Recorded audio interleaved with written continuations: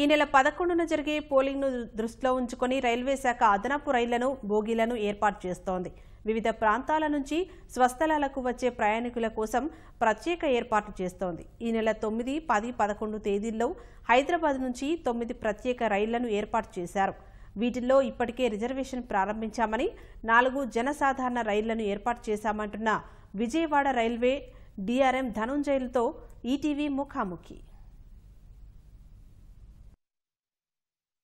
రాష్ట్రంలో ఈ నెల 11న శాసనసభ, లోక్సభ స్థానాలకు పోలింగ్ జరగనుంది.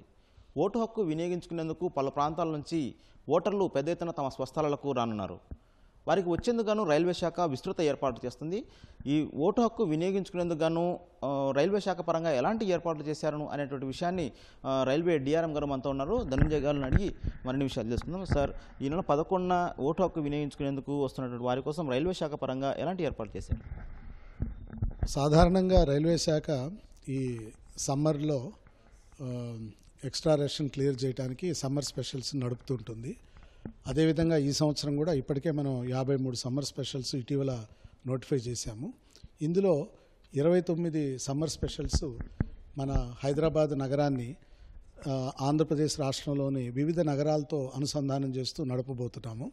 అందులో విజయవాడ, కాకినాడ, నర్సాపూర్, తిరుపతి, శ్రీకాకుళం ప్రాంతాలని హైదరాబాద్ నగరంతో అనుసంధానం చేస్తూ 29 రైళ్లు నడుస్తాయి.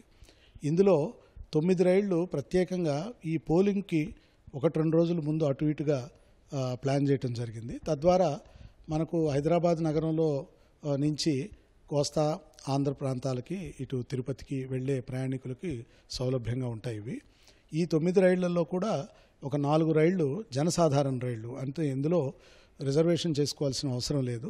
లాస్ట్ మినిట్లో ప్రయాణికులు ఈ జనసాధారణ రైళ్లలో వితౌట్ రిజర్వేషన్ కూడా ప్రయాణం చేసే అవకాశం ఉంటుందండి. ఈ రైళ్ళన్నీ కూడా ఎక్కడి నుంచి నడుస్తాయి సార్? హైదరాబాద్ నుంచి కొంతమంది వస్తున్నారు, అలా బెంగళూరు నుంచి, చెన్నై నుంచి కూడా వచ్చేట అవకాశం ఉంది. సో ఈ అన్ని ప్రాంతాల నుంచి ఎన్ని రైళ్లు అందుబాటులో ఉంటాయి?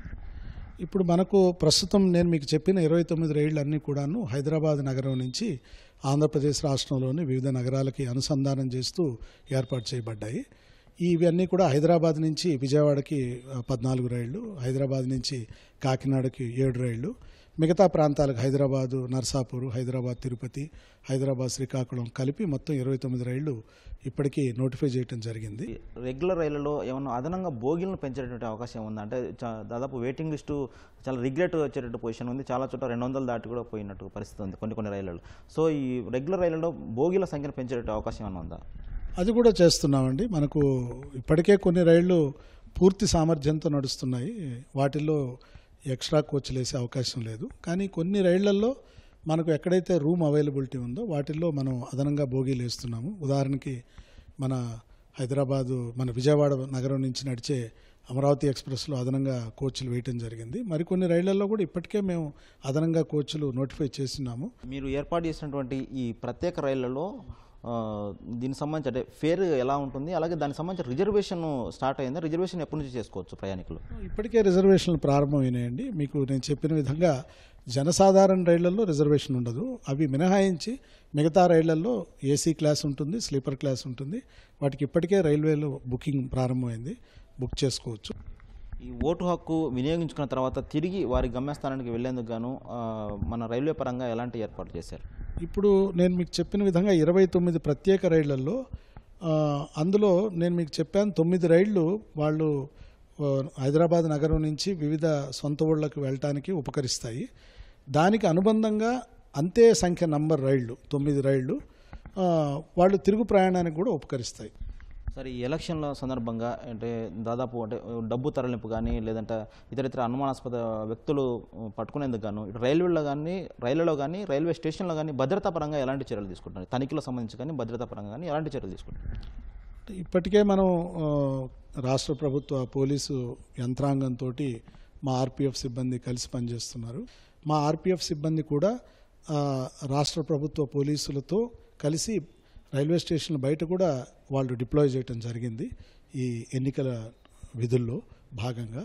సో ఇవన్నీ కూడా ఈ రాష్ట్ర ప్రభుత్వ పోలీసు యంత్రాంగం యొక్క వారి సమిష్టిగా కలిసి మా ఆర్పిఎఫ్ వాళ్ళు చేస్తున్నారండి.